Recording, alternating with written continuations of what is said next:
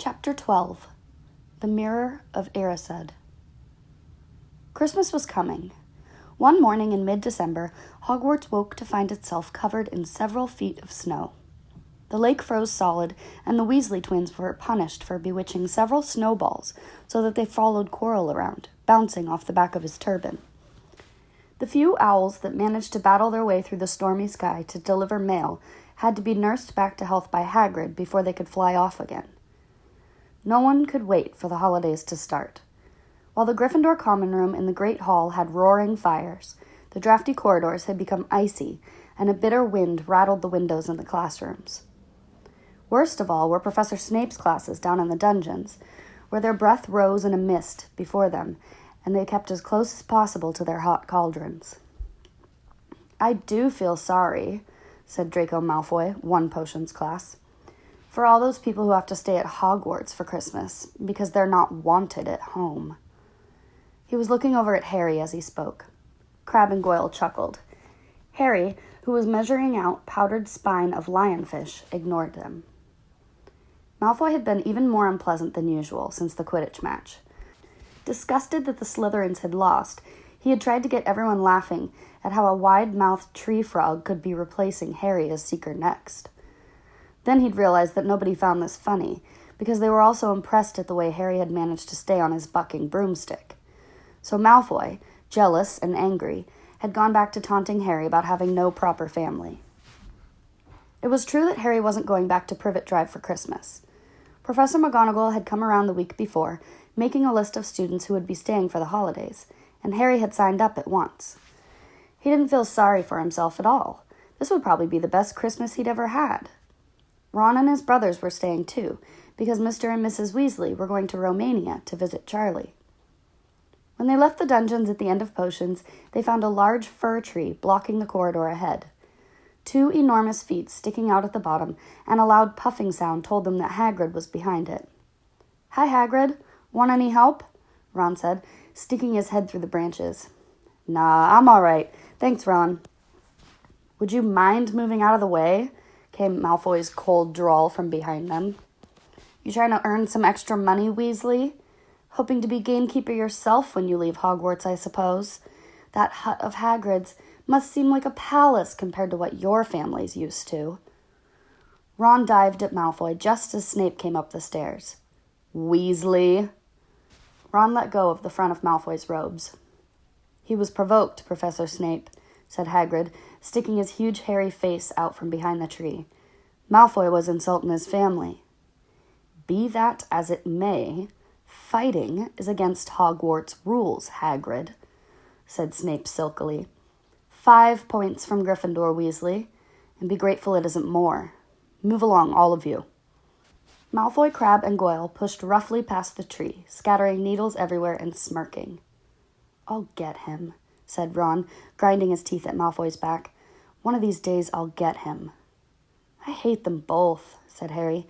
"Malfoy and Snape." "Come on, cheer up, it's nearly Christmas," said Hagrid. "Tell you what, come with me and see the Great Hall. Looks a treat." So the three of them followed Hagrid and his tree off to the Great Hall, where Professor McGonagall and Professor Flitwick were busy with the Christmas decorations. "Ah, Hagrid, the last tree. Put it in the far corner, would you?" The hall looked spectacular. Festoons of holly and mistletoe hung around all the walls, and no less than 12 towering Christmas trees stood around the room, some sparkling with tiny icicles, some glittering with hundreds of candles. "How many days you got left till your holidays?" Hagrid said. "Just one," said Hermione. "And that reminds me, Harry, Ron, we've got half an hour before lunch. We should be in the library." "Oh yeah, you're right," said Ron, tearing his eyes away from Professor Flitwick, who had golden bubbles blossoming out of his wand, and was trailing them over the branches of the new tree. "The library?" said Hagrid, following them out of the hall. "Just before holidays? Bit keen, aren't you?" "Oh, we're not working," Harry told him brightly. "Ever since you mentioned Nicholas Flamel, we've been trying to find out who he is." "You what?" Hagrid looked shocked. "Listen here. I've told you. Drop it. It's nothing to you with that dog's garden." "We just want to know who Nicholas Flamel is, that's all," said Hermione. "Unless you'd like to tell us and save us the trouble," Harry added. "We must have been through hundreds of books already, and we can't find him anywhere. Just give us a hint. I know I've read his name somewhere." "I'm saying nothing," said Hagrid flatly. "Just have to go find out for ourselves then," said Ron, and they left Hagrid looking disgruntled and hurried off to the library. They had indeed been searching books for Flamel's name ever since Hagrid had let it slip, because how else were they going to find out what Snape was trying to steal? The trouble was, it was very hard to know where to begin, not knowing what Flamel might have done to get himself into a book. He wasn't in great wizards of the 20th century, or notable magical names of our time. He was missing, too, from important modern magical discoveries and a study of recent developments in wizardry. And then, of course, there was the sheer size of the library, tens of thousands of books, thousands of shelves, hundreds of narrow rows. Hermione took out a list of subjects and titles she had decided to search, while Ron strode off down a row of books and started pulling them off the shelves at random. Harry wandered over to the restricted section. He had been wondering for a while if Flamel wasn't somewhere in there. Unfortunately, you needed a specially signed note from one of the teachers to look in the restricted books, and he knew he'd never get one. These were the books containing powerful dark magic never taught at Hogwarts, and only read by older students studying advanced defense against the dark arts. "What are you looking for, boy?" "Nothing," said Harry. Madame Pince, the librarian, brandished a feather duster at him. "You'd better get out then. Go on, out." Wishing he'd been a bit quicker at thinking up some story, Harry left the library. He, Ron, and Hermione had already agreed they'd better not ask Madame Pince where they could find Flamel. They were sure she'd be able to tell them, but they couldn't risk Snape hearing what they were up to. Harry waited outside in the corridor to see if the other two had found anything, but he wasn't very hopeful. They had been looking for 2 weeks, after all, but as they only had odd moments between lessons, it wasn't surprising they'd found nothing. What they really needed was a nice long search without Madame Pince breathing down their necks. 5 minutes later, Ron and Hermione joined him, shaking their heads. They went off to lunch. "You will keep looking while I'm away, won't you?" said Hermione. "And send me an owl if you find anything." "And you can ask your parents if they know who Flamel is," said Ron. "It'd be safe to ask them." "Very safe, as they're both dentists," said Hermione. Once the holidays had started, Ron and Harry were having too good a time to think much about Flamel. They had the dormitory to themselves, and the common room was far emptier than usual, so they were able to get the good armchairs by the fire. They sat by the hour, eating anything they could spear on a toasting fork: bread, English muffins, marshmallows, and plotting ways of getting Malfoy expelled, which were fun to talk about, even if they wouldn't work.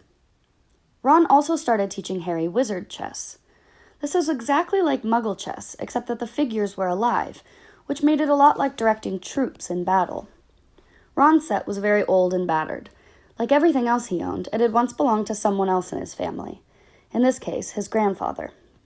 However, old chessmen weren't a drawback at all. Ron knew them so well he never had trouble getting them to do what he wanted. Harry played with chessmen Seamus Finnegan had lent him, and they didn't trust him at all. He wasn't a very good player yet, and they kept shouting bits of different advice at him, which was confusing. "Don't send me there, can't you see his knight? Send him! We can afford to lose him!" On Christmas Eve, Harry went to bed looking forward to the next day, for the food and the fun, but not expecting any presents at all. When he woke early in the morning, however, the first thing he saw was a small pile of packages at the foot of his bed. "Merry Christmas," said Ron sleepily, as Harry scrambled out of bed and pulled on his bathrobe. "You too," said Harry. "Will you look at this? I've got some presents." "What did you expect, turnips?" said Ron, turning to his own pile, which was a lot bigger than Harry's. Harry picked up the top parcel.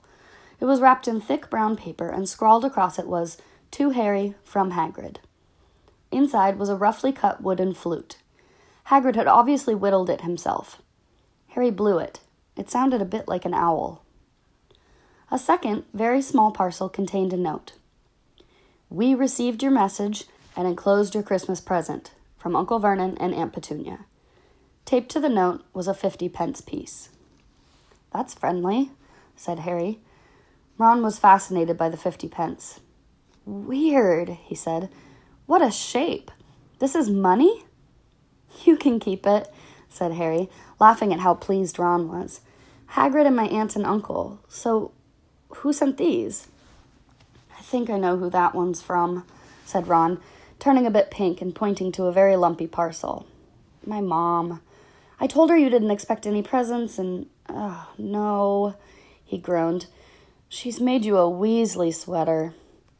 Harry had torn open the parcel to find a thick, hand-knitted sweater in emerald green and a large box of homemade fudge. "Every year she makes us a sweater," said Ron, unwrapping his own, "and mine's always maroon." "That's really nice of her," said Harry, trying the fudge, which was very tasty. His next present also contained candy, a large box of chocolate frogs from Hermione. This only left one parcel. Harry picked it up and felt it. It was very light. He unwrapped it. Something fluid and silvery gray went slithering to the floor where it lay in gleaming folds. Ron gasped. "I've heard of those," he said in a hushed voice, dropping the box of every flavor beans he'd gotten from Hermione. "If that's what I think it is, they're really rare and really valuable." "What is it?" Harry picked the shining silvery cloth off the floor. It was strange to the touch, like water woven into a material. "It's an invisibility cloak," said Ron, a look of awe on his face. "I'm sure it is. Try it on." Harry threw the cloak around his shoulders, and Ron gave a yell. "It is! Look down!"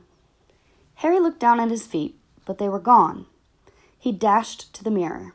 Sure enough, his reflection looked back at him, just his head suspended in midair, his body completely invisible. He pulled the cloak over his head, and his reflection vanished completely. "There's a note," said Ron suddenly. "A note fell out of it." Harry pulled off the cloak and seized the letter. Written in narrow, loopy writing he had never seen before were the following words. "Your father left this in my possession before he died. It is time it is returned to you. Use it well. A very Merry Christmas to you." There was no signature. Harry stared at the note. Ron was admiring the cloak. "I'd give anything for one of these," he said. "Anything. What's the matter?" "Nothing," said Harry. He felt very strange. Who had sent the cloak? Had it really once belonged to his father? Before he could say or think anything else, the dormitory door was flung open, and Fred and George Weasley bounded in. Harry stuffed the cloak quickly out of sight. He didn't feel like sharing it with anyone else. "Merry Christmas!" "Hey, look! Harry's got a Weasley sweater, too!" Fred and George were wearing blue sweaters, one with a large yellow F on it, the other a G. "Harry's is better than ours, though," said Fred, holding up Harry's sweater. "She obviously makes more of an effort if you're not family." "Why aren't you wearing yours, Ron?" George demanded. "Come on, get it on. They're lovely and warm." "I hate maroon," Ron moaned half-heartedly as he pulled it over his head. "You haven't got a letter on yours," George observed. "I suppose she thinks you don't forget your name. But we're not stupid. We know we're Gred and Forge." "What's all this noise?" Percy Weasley stuck his head through the door, looking disapproving. He had clearly gotten halfway through unwrapping his presents as he, too, carried a lumpy sweater over his arm, which Fred seized. "P for prefect! Get it on, Percy, come on. We're all wearing ours. Even Harry got one." "I don't want," said Percy thickly, as the twins forced the sweater over his head, knocking his glasses askew. "And you're not sitting with the prefects today either," said George. "Christmas is a time for family." They frog-marched Percy from the room, his arms pinned to his side by his sweater. Harry had never in his life had such a Christmas dinner. 100 fat roast turkeys, mountains of roast and boiled potatoes, platters of chipolatas, tureens of buttered peas, silver boats of thick, rich gravy and cranberry sauce, and stacks of wizard crackers every few feet along the table. These fantastic party favors were nothing like the feeble muggle ones the Dursleys usually bought, with their little plastic toys and their flimsy paper hats inside. Harry pulled a wizard cracker with Fred And it didn't just bang, it went off with a blast like a cannon and engulfed them all in a cloud of blue smoke, while from the inside exploded a rear admiral's hat and several live white mice. Up at the high table, Dumbledore had swapped his pointed wizard's hat for a flowered bonnet and was chuckling merrily at a joke Professor Flitwick had just read him. Flaming Christmas puddings followed the turkey. Percy nearly broke his teeth on a silver sickle embedded in his slice. Harry watched Hagrid getting redder and redder as the face as he called for more wine, finally kissing Professor McGonagall on the cheek, who, to Harry's amazement, giggled and blushed, her top hat lopsided. When Harry finally left the table, he was laden down with a stack of things out of the crackers, including a pack of non-explodable luminous balloons, a grow-your-own-warts kit, and his own new wizard's chess set. The white mice had disappeared, and Harry had a nasty feeling they were going to end up as Mrs. Norris's Christmas dinner. Harry and the Weasleys spent a happy afternoon having a furious snowball fight on the grounds. Then, cold and wet and gasping for breath, they returned to the fire in the Gryffindor common room, where Harry broke in his new chess set by losing spectacularly to Ron. He suspected he wouldn't have lost so badly if Percy hadn't tried to help him so much. After a meal of turkey sandwiches, crumpets, trifle, and Christmas cake, everyone felt too full and sleepy to do much before bed, except sit and watch Percy chase Fred and George all over Gryffindor Tower because they'd stolen his prefect badge. It had been Harry's best Christmas day ever, yet something had been nagging at the back of his mind all day. Not until he climbed into bed was he free to think about it. The invisibility cloak, and whoever had sent it. Ron, full of turkey and cake, and with nothing mysterious to bother him, fell asleep almost as soon as he'd drawn the curtains on his four-poster. Harry leaned over the side of his own bed and pulled the cloak out from under it. His father's. This had been his father's. He let the material flow over his hands, smoother than silk, light as air. Use it well, the note had said. He had to try it, now. He slipped out of bed and wrapped the cloak around himself. Looking down at his legs, he saw only moonlight and shadows. It was a very funny feeling. Use it well. Suddenly, Harry felt wide awake. The whole of Hogwarts was open to him in this cloak. Excitement flooded through him as he stood there in the dark and silence. He could go anywhere in this. Anywhere, and Filch would never know. Ron grunted in his sleep. Should Harry wake him? Something held him back. His father's cloak. He felt that this time, the first time, he wanted to use it alone. He crept out of the dormitory, down the stairs, across the common room, and climbed through the portrait hole. "Who's there?" squawked the fat lady. Harry said nothing. He walked quickly down the corridor. Where should he go? He stopped, his heart racing, and thought. And then it came to him. The restricted section in the library. He'd be able to read as long as he liked, as long as it took to find out who Flamel was. He set off, drawing the invisibility cloak tight around him as he walked. The library was pitch black and very eerie. Harry lit a lamp to see his way along the rows of books. The lamp looked as though it was floating in midair, and even though Harry could feel his arm supporting it, the sight gave him the creeps. The restricted section was right at the back of the library. Stepping carefully over the rope that separated these books from the rest of the library, he held up his lamp to read the titles. They didn't tell him much. Their peeling, faded gold letters spelled words in languages Harry couldn't understand. Some had no title at all. One book had a dark stain on it that looked horribly like blood. The hairs on the back of Harry's neck prickled. Maybe he was imagining it, maybe not, but he thought he heard a faint whispering was coming from the books, as though they knew someone was there that shouldn't be. He had to start somewhere. Setting the lamp down carefully on the floor, he looked along the bottom shelf for an interesting-looking book. A large black and silver volume caught his eye. He pulled it out with difficulty, because it was very heavy, and balanced it on his knee, letting it fall open. A piercing, blood-curdling shriek split the silence. The book was screaming. Harry snapped it shut, but the shriek went on and on, one high, unbroken, ear-splitting note. He stumbled backward and knocked over his lamp, which went out at once. Panicking, he heard footsteps coming down the corridor outside. Stuffing the shrieking book back on the shelf, he ran for it. He passed Filch in the doorway. Filch's pale, wild eyes looked straight through him, and Harry slipped under Filch's outstretched arm and streaked off up the corridor, the book's shrieks still ringing in his ears. He came to a sudden halt in front of a tall suit of armor. He had been so busy getting away from the library, he hadn't paid attention to where he was going. Perhaps because it was dark, he didn't recognize where he was at all. There was a suit of armor near the kitchens, he knew, but he must be 5 floors above there. You asked me to come directly to you, Professor, if anyone was wandering around at night, and somebody's been in the library. Restricted section. Harry felt the blood drain out of his face. Wherever he was, Filch must know a shortcut, because his soft, greasy voice was getting nearer, and to his horror, it was Snape who replied, The restricted section? Well, they can't be far. We'll catch them.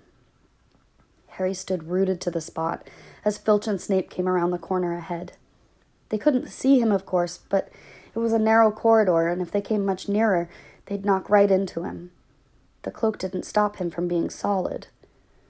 He backed away as quietly as he could. A door stood ajar to his left. It was his only hope.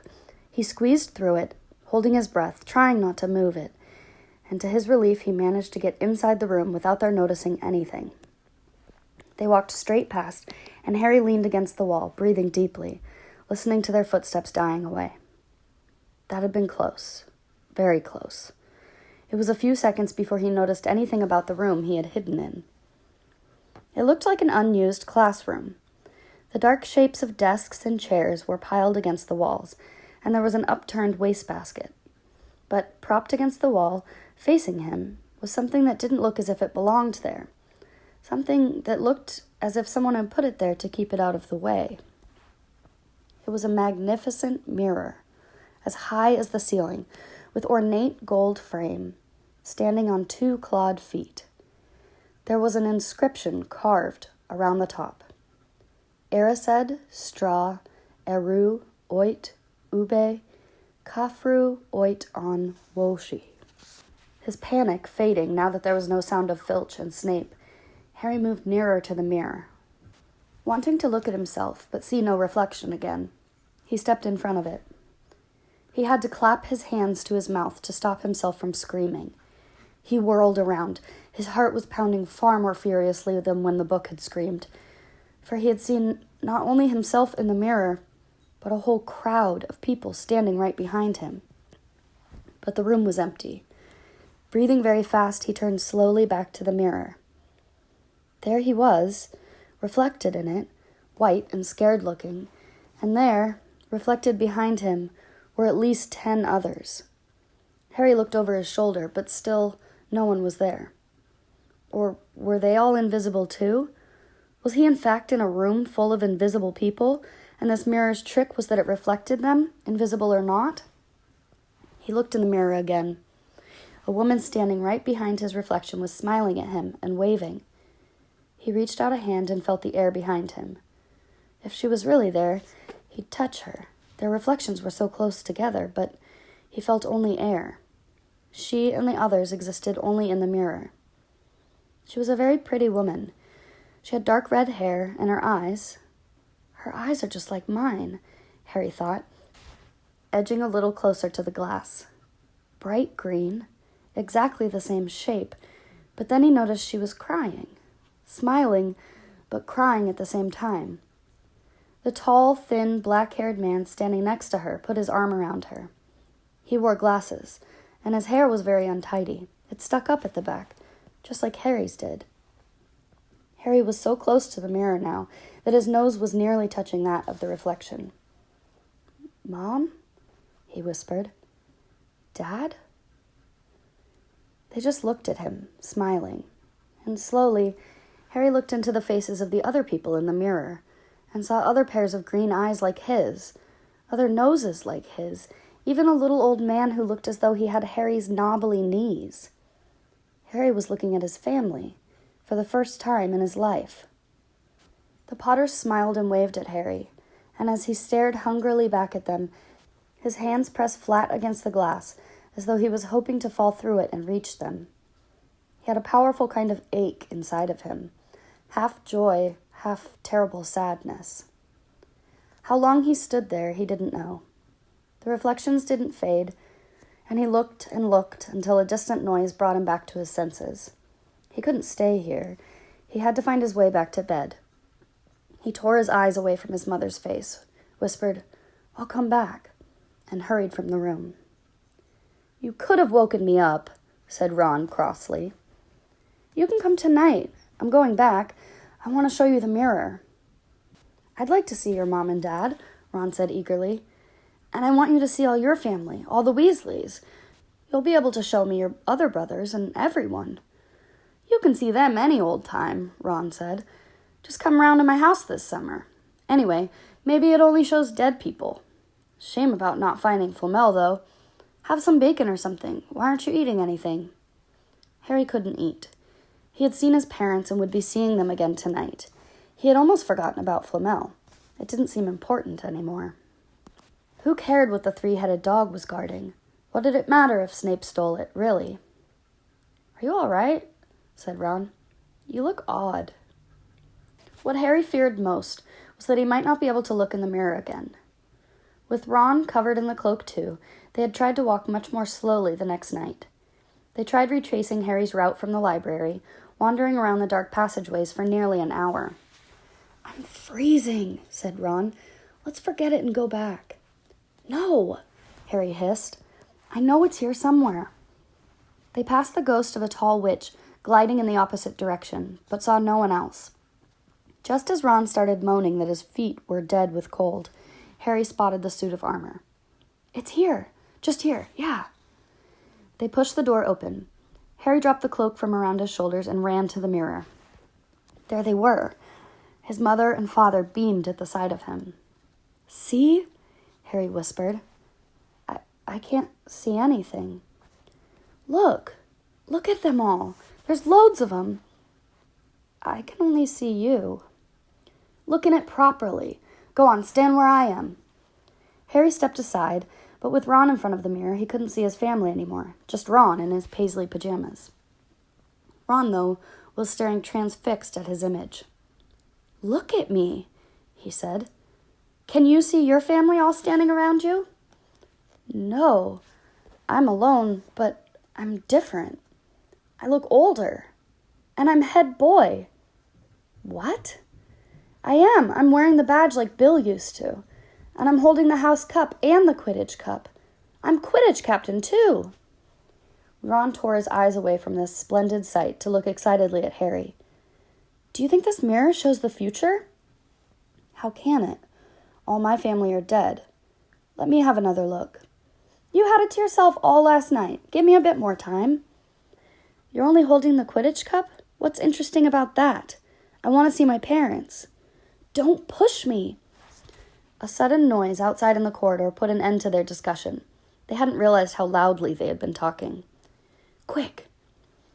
Ron threw the cloak back over them as the luminous eyes of Mrs. Norris came around the door. Ron and Harry stood quite still, both thinking the same thing. Did the cloak work on cats? After what seemed like an age, she turned and left. "This isn't safe. She might have gone for Filch. I bet she heard us. Come on." And Ron pulled Harry out of the room. The snow still hadn't melted the next morning. "Want to play chess, Harry?" said Ron. "No." "Why don't we go and visit Hagrid?" "No, you go." "I know what you're thinking about, Harry. That mirror. Don't go back tonight." "Why not?" "I don't know. I've just got a bad feeling about it. And anyway, you've had too many close shaves already. Filch, Snape, and Mrs. Norris are wandering around. So what if they can't see you? What if they walk into you? What if you knock something over?" "You sound like Hermione." "I'm serious, Harry. Don't go." But Harry only had one thought in his head, which was to get back in front of the mirror, and Ron wasn't going to stop him. The third night he found his way more quickly than before. He was walking so fast he knew he was making more noise than was wise, but he didn't meet anyone. And there were his mother and father, smiling at him again, and one of his grandfathers nodding happily. Harry sank down to sit on the floor in front of the mirror. There was nothing to stop him from staying here all night with his family. Nothing at all. Except, "So, back again, Harry?" Harry felt as though his insides had turned to ice. He looked behind him. Sitting on one of the desks by the wall was none other than Albus Dumbledore. Harry must have walked straight past him, so desperate to get to the mirror he hadn't noticed him. I didn't see you, sir." "Strange how nearsighted being invisible can make you," said Dumbledore, and Harry was relieved to see that he was smiling. "So," said Dumbledore, slipping off the desk to sit on the floor with Harry, "you, like hundreds before you, have discovered the delights of the Mirror of Erised." "I didn't know it was called that, sir. But I expect you've realized by now what it does?" It shows me my family. And it showed your friend Ron, himself, as head boy. How did you know?" "I don't need a cloak to become invisible," said Dumbledore gently. "Now, can you think of what the Mirror of Erised shows us all?" Harry shook his head. "Let me explain. The happiest man on earth would be able to use the Mirror of Erised like a normal mirror. That is, he would look into it and see himself exactly as he is. Does that help?" Harry thought. Then he said slowly, "It shows us what we want, whatever we want." "Yes and no," said Dumbledore quietly. "It shows us nothing more or less than the deepest, most desperate desire of our hearts. You, who have never known your family, see them standing around you. Ronald Weasley, who has always been overshadowed by his brothers, sees himself standing alone, the best of all of them. However, this mirror will give us neither truth nor knowledge. Men have wasted away before it, entranced by what they've seen, or been driven mad, not knowing if what it shows is real or even possible. The mirror will be moved to a new home tomorrow, Harry, and I ask you not go looking for it again. If you ever do run across it, you will now be prepared. It does not do to dwell on dreams and forget to live. Remember that. Now, why don't you put that admirable cloak back on and get off to bed?" Harry stood up. "Sir? Professor Dumbledore? Can I ask you something?" "Obviously you've just done so," Dumbledore smiled. "You may ask me one more thing, however. What do you see when you look in the mirror?" I see myself holding a pair of thick woolen socks." Harry stared. "One can never have enough socks," said Dumbledore. "Another Christmas has come and gone, and I didn't get a single pair. People will insist on giving me books." It was only when he was back in bed that it struck Harry that Dumbledore might not have been quite truthful. But then, he thought, as he shoved Scabbers off his pillow, it had been quite a personal question.